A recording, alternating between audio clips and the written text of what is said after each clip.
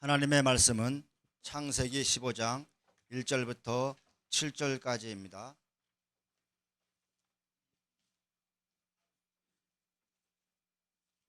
교독하겠습니다.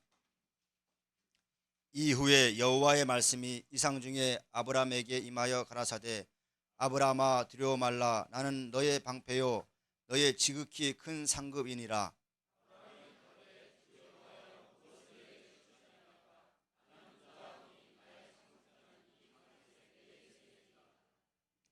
아브라함이 또 가로되 주께서 내게 씨를 아니 주셨으니 내 집에서 길른 자가 나의 후사가 될 것이니이다.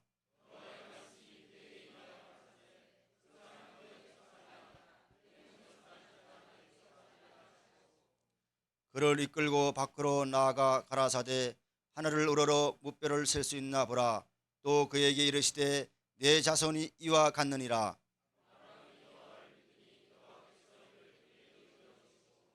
또 그에게 이르시되 나는 이 땅을 내게 주어 업을 삼게 하려고 너를 갈대아 우르에서 이끌어낸 여호와로라. 아멘. 오늘 또 주께서 우리에게 임하셔서 말씀을 전하신다면 이 복받은 사람들아 하고 얘기할 겁니다. 그런데 복받은 사람들하고 얘기하면은 그 개념이 받아들이는 상태가 천차만별로 통일이 온전케 되지 못한 것이 자라고 있는 하나님의 자녀들입니다. 과연 복받은 자들아 하면 여러분들은 뭐라고 할 겁니까? 그냥 아멘 할 겁니까? 눈이 동그래가지고 듣고 있을 겁니까? 아브라함이 갈대아 우르를 떠나서 참으로 정든 고향과 친척들을 떠나서 멀고 먼 이방 땅으로 출발했습니다. 하란에 올 때까지 아브라함이 몇 살에 도착을 했는지, 몇 살에 출발했는지 같은 출발을 했어요. 우상을 만들어 팔던 자가 갑자기 직업을 바꿔서 양이나 송아지나 염소를 몰고 다니는 사람으로 직업이 바뀌었고, 하란에 와서 아버지 데라가 나는 여기가 좋다 했을 때 일단 육신의 부모에게도 순종했던 아브라함이 75세가 되어서는 하나님의 강권하시는 말씀을 따라서 아버지도 떠나고 형제들도 떠나고 함께한 조카 롯과 함께 가나안 땅에 들어갔고, 그리고 지금 자꾸 세월이 흐릅니다. 너는 복의 근원이 될지라. 내가 너와 늘 함께 하겠다. 언약을 받았어요.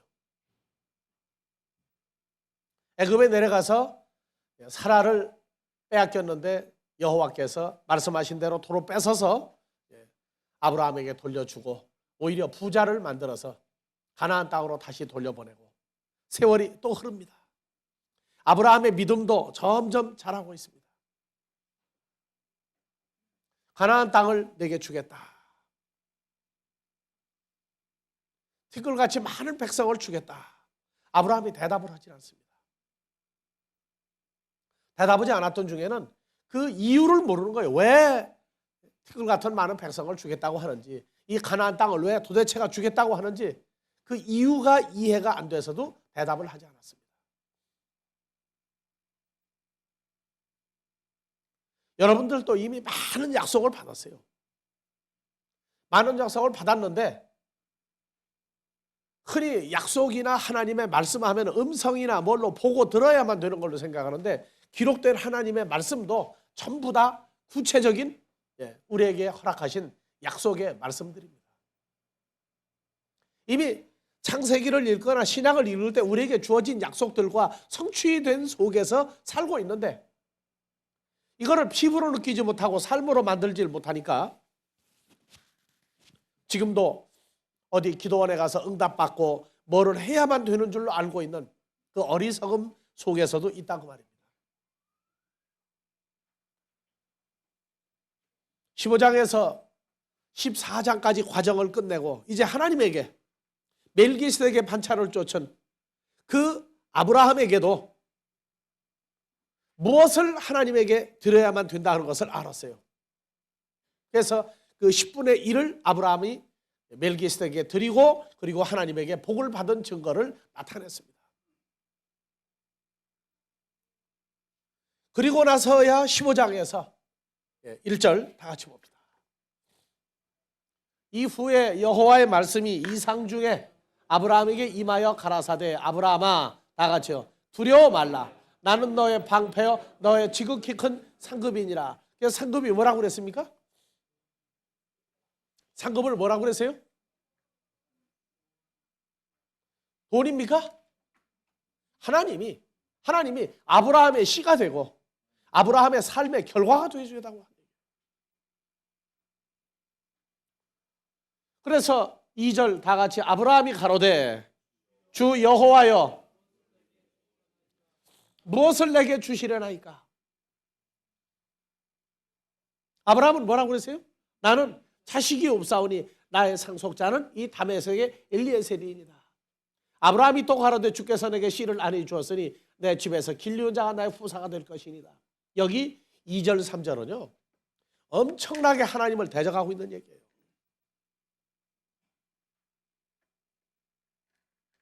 그래서 1절에 아브라함아 두려워 말라 나 여호와가 너의 방패요 너의 지극히 큰 싹시요 상급이요 신이라.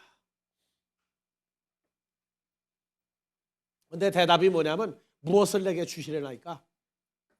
자, 여러분들은 이 1절에 임한 하나님의 말씀이 임하면 여러분들은 무엇을 주시려나이까 합니까? 이미 주셨으니 감사합니다 할 겁니까? 아직 이 9절에 대한 의미와 그 보상이 우리에게 아직 온전히 깨달아지질 않는데요. 그래서 뭐라고 얘기했느냐? 나는 자식이 없으니까 뭘 달라는 얘기예요? 자식을 달라고 그랬습니까? 아니에요. 이미 아브라함 속에 감춰놓은 자식이 있어요. 누굽니까? 다메섹의 엘리에셀입니다.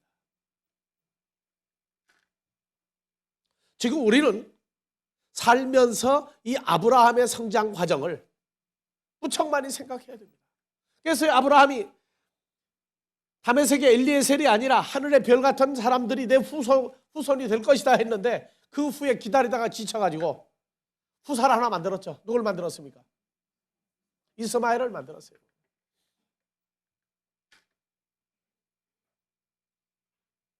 이스마엘은 어느 시입니까? 하나님의 시입니까? 육신의 시입니까?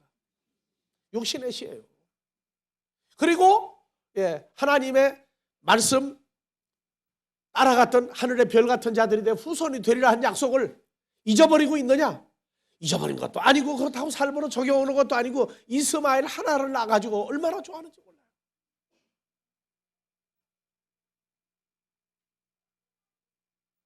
이렇게 얘기하니까 여러분들하고 관계없죠? 관계없죠 지금? 자, 여러분들 보세요. 예수님이 이 땅에 오시고 난 다음에 부모와 형제와 자매와 친구를 다 따로 정했어요. 아브라함이 이스마엘을 낳았어요. 자기 진짜 씨입니다. 근데 하나님은 그 하나님의 백성이 된 아브라함을 보고 육신의 자식이 내 자식이 아니라고 했어요. 그러면 우리도 육신으로 낳아진 자녀들이 좀 다 있어요. 여러분들 하나님을 믿습니까? 근데 육신으로 낳아진 자녀를 얼마나 믿느냐? 엄청나게 의지하고 있어요. 여러분들 육신의 자녀에게 마음을 쏟는 거에 절반만 하나님에게 쏟아보세요. 아니 절반이 아니라 10분의 1만 쏟아보세요. 그 육신의 자식도 누가 주었습니까? 우리 아버지 하나님이 허락한 자식들이에요. 그러나 육신의 자식은 하나님의 씨로 바뀌지 않으면 언젠가는 이별해야 될 자식입니다.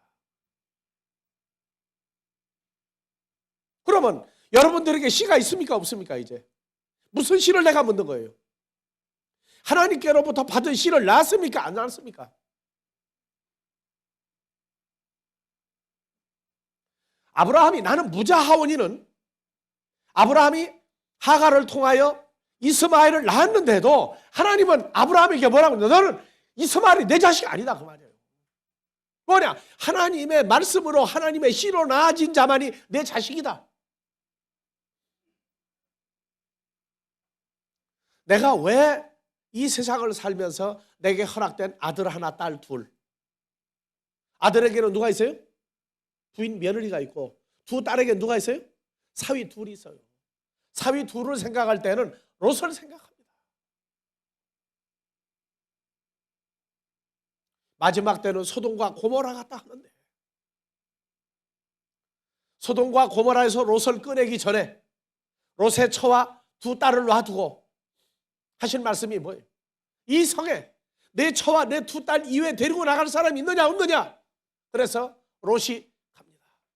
사위 둘에게 가서 여기를 떠나자. 이 소돔과 고모라가 멸망한다고 얘기하니까 두 사위가 뭐라고 그랬어요?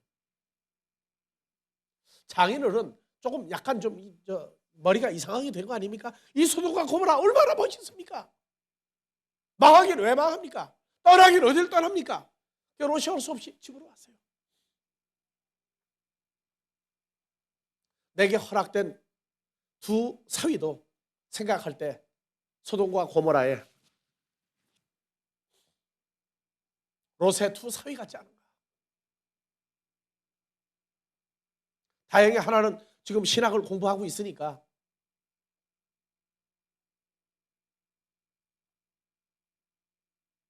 조금 위로받아요. 근데 나머지 하나가 염려해요. 지금 근무하고 있는 데에서 아주 인정을 무지무지하게 받는다고 그래요. 그래서 가끔 전화가 오면 그래요. 이 사람아, 그 일 잘 되고 인정받는 것도 누가 그 능력을 다 주어서인가? 그때 대답을 제대로 안 해요. 왜? 자기가 머리가 좋다고 하자니 뭔가 걸쩍지근하고 하나님의 은혜 때문에 그렇자니 확신이 없고, 그래서 이 사람아 성경 보게.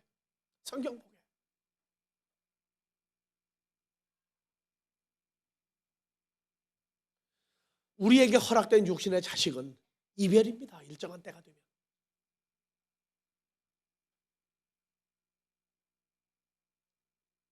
내게 허락된 육신의 자녀를 대할 때 그 안타까움이 여러분들을 대할 때 기쁨으로 많이 바뀌고 있어요. 우리는 이 땅에서 누가 나의 후사가 될 것입니까? 했던 아브라함의 저 소리가, 아브라함을 조상이로 말한 우리가, 그 후손들이 우리가 나의 후사가 지금 어디 있습니까? 하는 소리가 나와야 돼요. 이스마엘을 얻었는데도 하나님은 아니다. 그리고 결국은 사라를 통하여 이삭을 낳고 난 다음에야 그것이 내 후사다 그랬어요.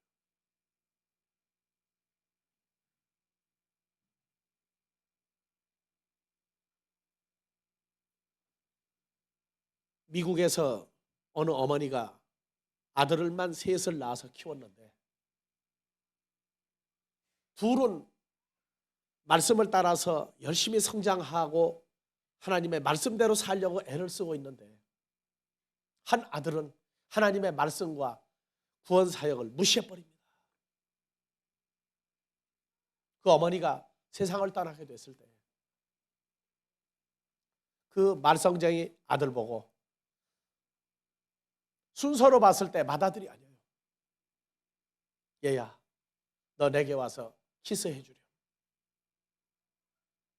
그랬더니 아니 내가 마지도 아닌데 무슨 키스합니까?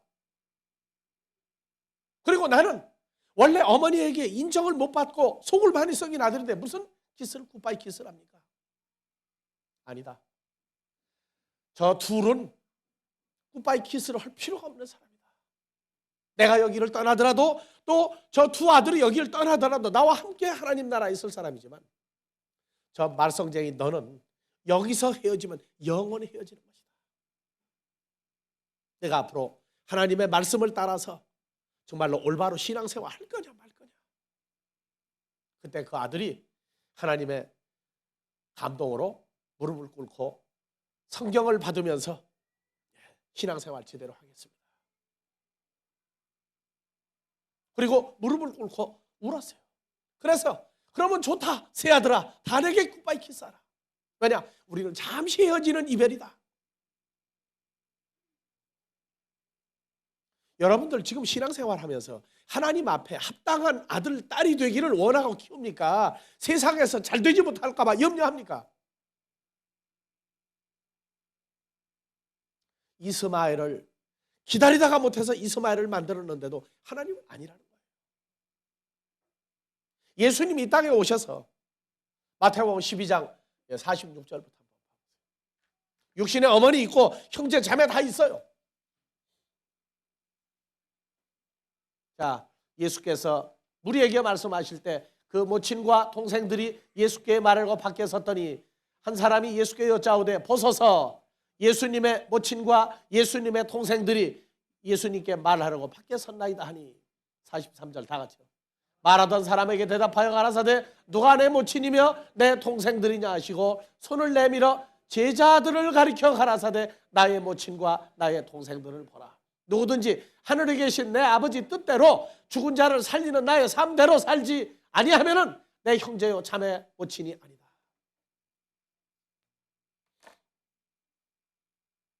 우리는 양면의 세계를 삽니다. 양면의 세계를 살아요.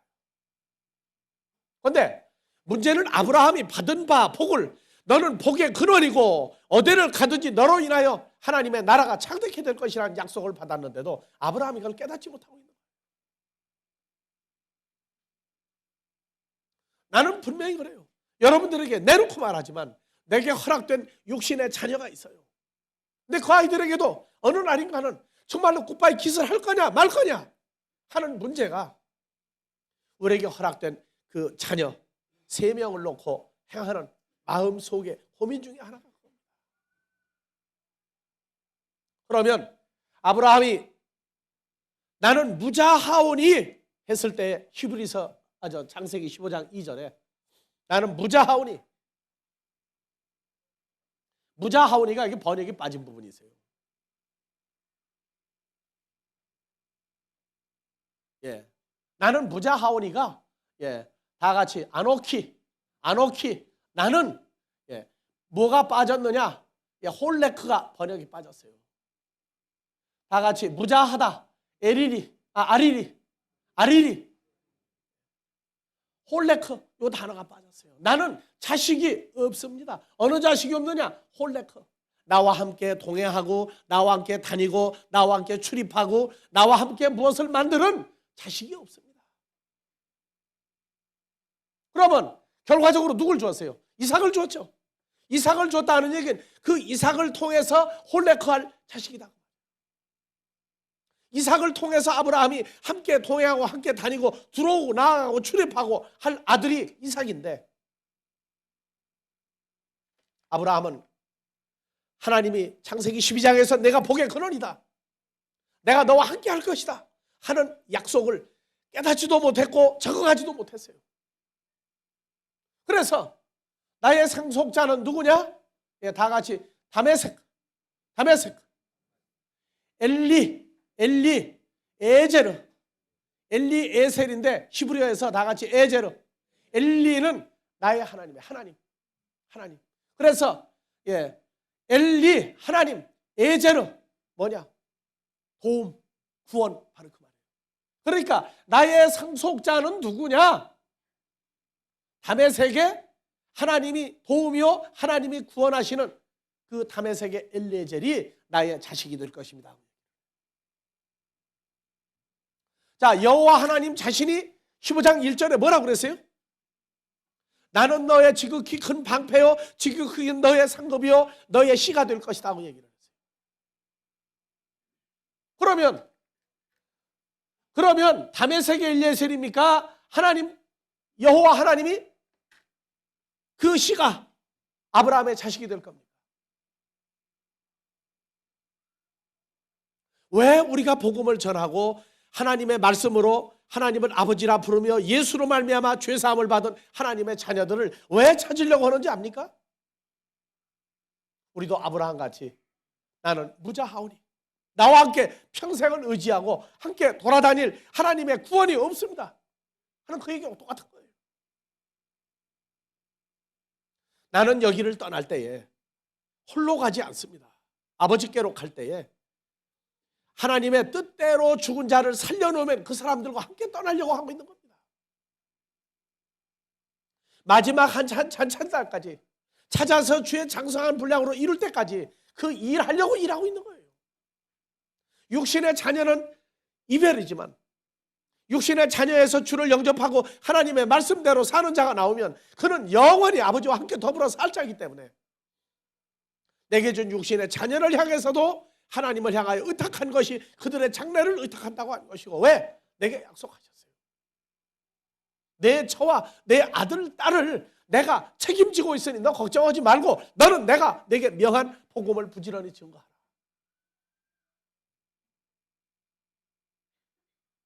간간히 염려가 될 때가 있어요. 저 아이의 장래가 어떻게 될 것인가? 저 아이들의 장래가 어떻게 될 것인가? 그런데 일찍이 약속을 하셨다.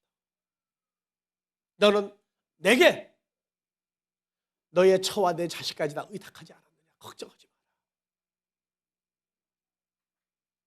그러면서도 보면은 염려가 돼요. 그럴 때마다 위로하시는 것은 하나님의 약속은 불변하신다고 하는 사건입니다.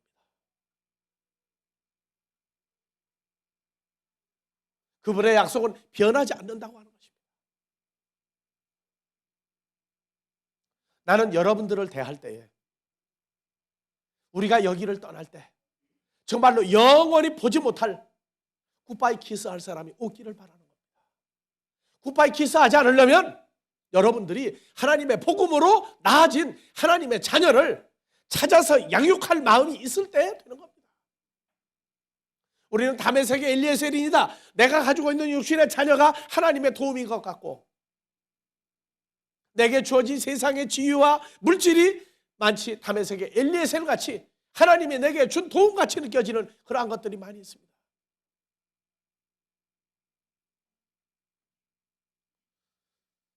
나에게도 사람들이 의지하는 재산, 물질, 사람들이 좋아하는 지위, 신분, 그것을 가족만 남겨놓고 다 걷어가셨어요. 다 걷어갔는데 보니까 하나님 앞에 무릎을 꿇었는데 완전히 꿇은 게 아니야. 그때도 나중에 보니까 아파트 한 채를 살 돈이 또 있었어. 근데 그것을 지지고 볶아서 없애게 하시는데 아주 묘한 방법으로 하시는 거예요. 말이 달리는 데에는 뭐만 눈앞에 보이면 달린다고요? 홍당무 하나만 매달아 놓으면 먹지도 못해. 근데 그 보이는 홍당무 때문에 뛰는 거예요. 그러니까 세상 것 가지고 세상을 의지하고 세상의 물질과 지위만 가지고 살던 내가 세상 것이 없어졌을 때에 이익이 생긴다, 돈이 생긴다 하면 무조건 뛰는 거예요, 이제. 그러면 그게 있느냐? 신기루 같아. 눈앞에 분명히 있었는데 어느 날 보니까 다 달라버렸어요. 나는 여러분들이 나 같은 상태에서 하나님 앞으로 돌아오길 원하지 않습니다. 난 기도합니다. 세상 것도 가지고 세상의 지위도 유지하면서 하나님 앞에서 순종할 수 있는 사람들 되기를, 그렇게 해주면 얼마나 좋습니까?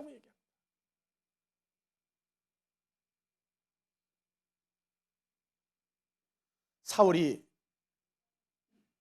바울 되고 난 다음에 나는 지극히 가난한 것과 지극히 부한 것도 다 알았습니다 하는 얘기를 할 수 있게 되면 좋지만, 성경에 그거 다 모르고도 하나님 앞에 온전한 사람들이 많아요. 다윗은 온갖 죽음에 대한 고통까지 맛보면서 왕이 되었지만, 요셉 같은 경우는 크게 한 고생이 아닙니다. 그러나 요셉에게도 11별이 내게 절하리라, 하늘의 해와 달과 별들이 내게 절하리라 한 그 약속을 받았음에도 불구하고 육신의 어머니 아버지 11명의 형제를 믿지 않았습니다. 만약에 믿었더라면 그는 11 형제가, 아니 10명의 형제가 자기를 애굽에 팔려고 했을 때 얼마나 실망했겠어요. 물 없는 구덩이에 집어넣고 죽이려고 했고, 유다가 죽이지 말고 살려서 팔자 했을 때 형제들이 의해서 애굽에 종으로 팔아버렸어요.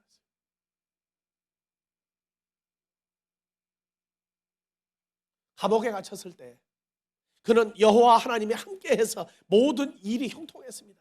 그런데 그가 순간적으로 사람을 의지했어요. 누구를 의지했습니까? 바로의 술을 따르는 대장과 빵을 만들어 바치는 두 대장이 같은 감옥에 갇히게 했어요. 꿈을 풀어 해몽함으로 술 맡은 대장은 살려줄 것이다 하는 거 맞췄고, 내 말대로 당신 되거든 내가 이곳에서 억울하게 갇혀 있는 걸 기억해달라 하고 그 술을 맡은 대장을 의탁을 했어요. 하나님이 역사할 때까지 그는 감옥에 그냥 있어야 됐습니다. 우리도 살면서 하나님보다는 내가 의지하려고 하는 것들을 얼마나 많이 우리 주위에다가 배치했는가 보세요.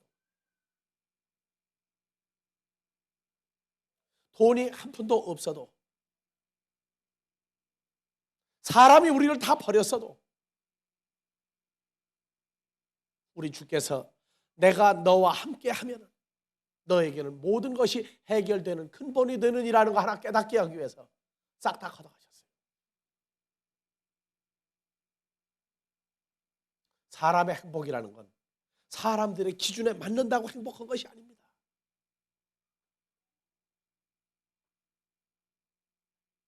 그러나 있으면서 그 행복을 누리면 얼마나 좋냐고.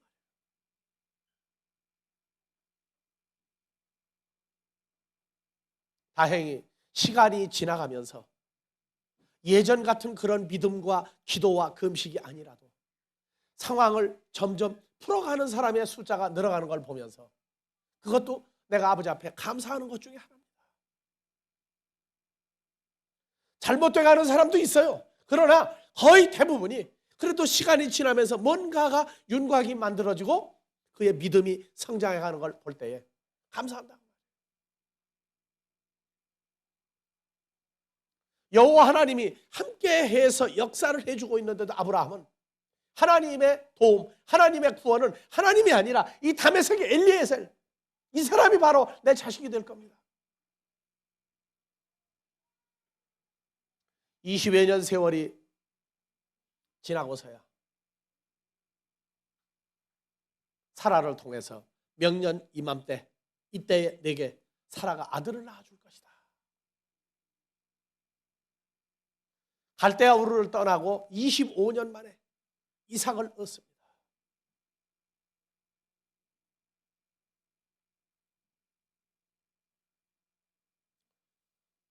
이번 봤던 내용 중에 세상 일입니다만 99번째로 한국의 관광산업을 위해서 애쓴 사람, 99번째로 금메달을 받은 사람이 압구정동에서 자전거 포를 하는 사람이에요. 그가 예수를 믿는지 안 믿는지는 안 나옵니다. 그런데 그가 한 말이 있어요. 안원사가 물었어요. 소원이 뭡니까? 그랬더니 더도 말고 덜도 말고 지금같이만 살게 해주면 나는 만족하겠다. 나는 그 사람 앞으로 더 많은 부요함이 그에게 있을 걸로 믿습니다. 왜? 현재 만족하는 사람에게 더 줍니다.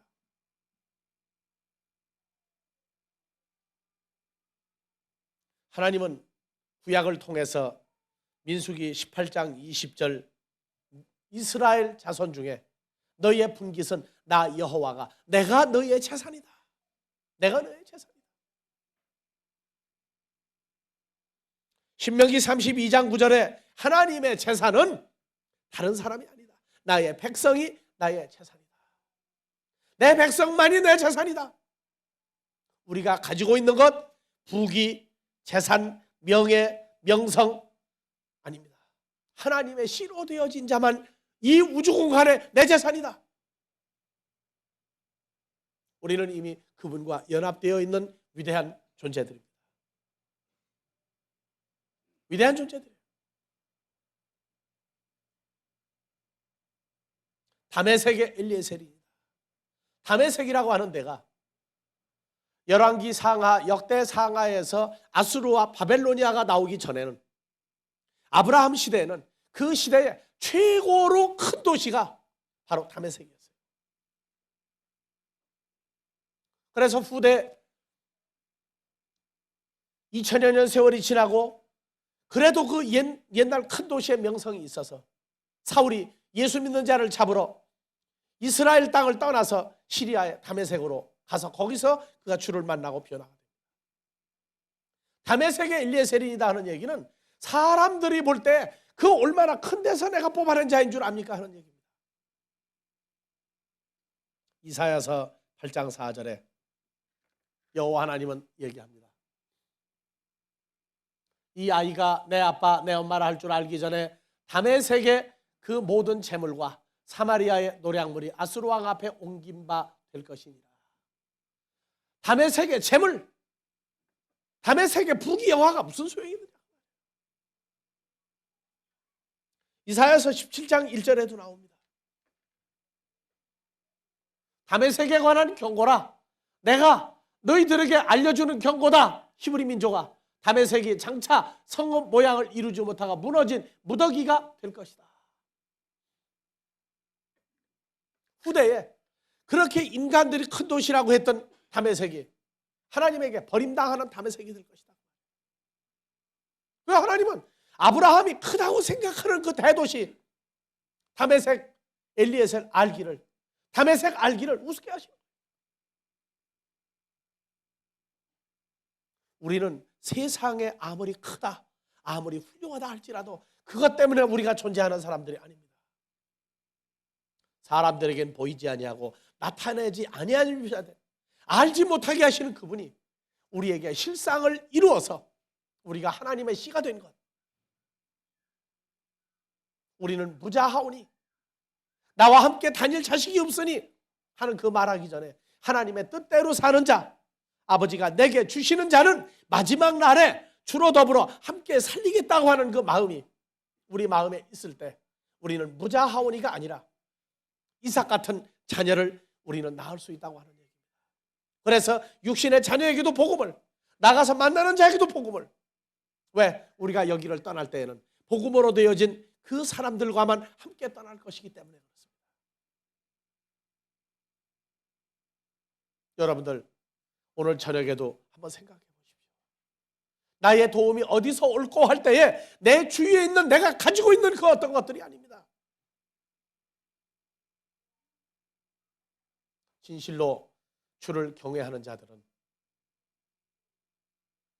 내 아들, 딸이 커서도 세상에서 무슨 일을 할 것인가에 하나님의 말씀을 증거할 수 있는 바탕 가운데에서 세상 일도 할 수 있는 사람이기를 바라는 그 기도가 있어야 됩니다.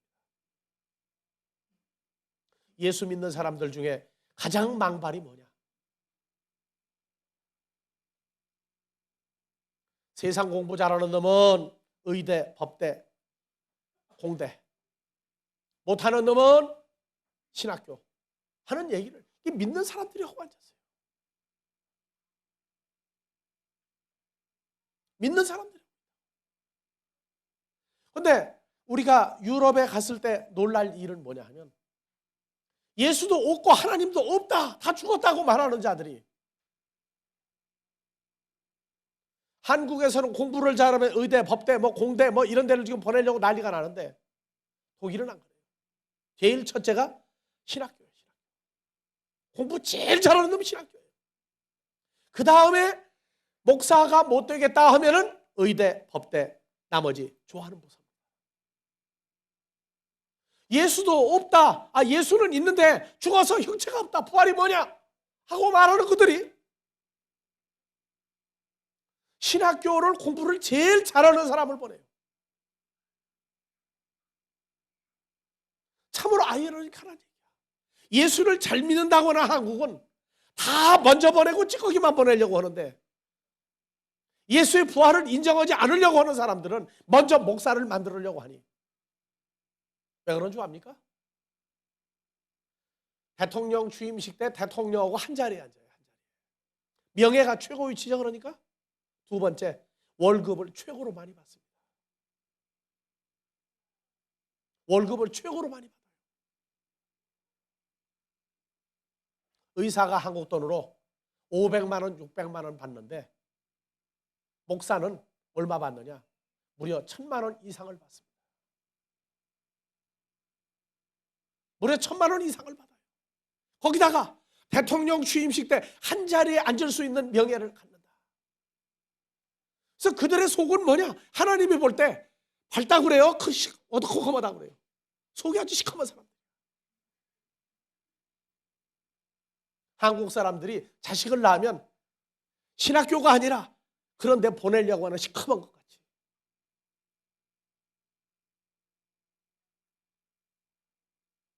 여러분들, 하나님 앞에서 무엇을 내게 주시려나이까?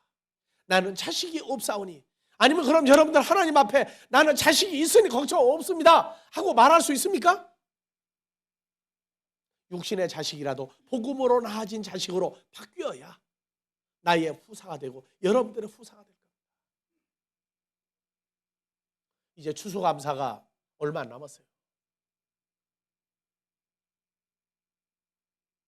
1년 농사 세상 뭐 지었느냐 하는 추수감사가 아니라 우리 아버지 하나님이 주를 통해서 우리에게 주어진 자들을 어떻게 살려놓았느냐, 키우려고 하느냐, 아니면 지금 잉태 중이냐. 나는 너의 방패요 너의 지극히 큰 상급이니라. 두려워하지 마라. 복음으로 말미암아 주 안에서 연합된 피조물을, 하나님의 자녀를 복음으로 찾아져서 양육할 수 있다고 한다면 우리는 실로 세상에서 두려울 것이 없는 자요, 하나님이 나의 방패가 되시고 나의 상급의 보상 삭시 되어줄 것입니다. 여러분들에게도 동일한 축복이 이제 있어야 할 때입니다. 약속은 여러분들 다 받은 사람들입니다. 왜? 아브라함을 믿음의 조상이라고 말했으니까. 이번 추수감사에는 나는 자식이 없사오니 하는 사람이 하나도 없기를 주의 이름으로 축원합니다.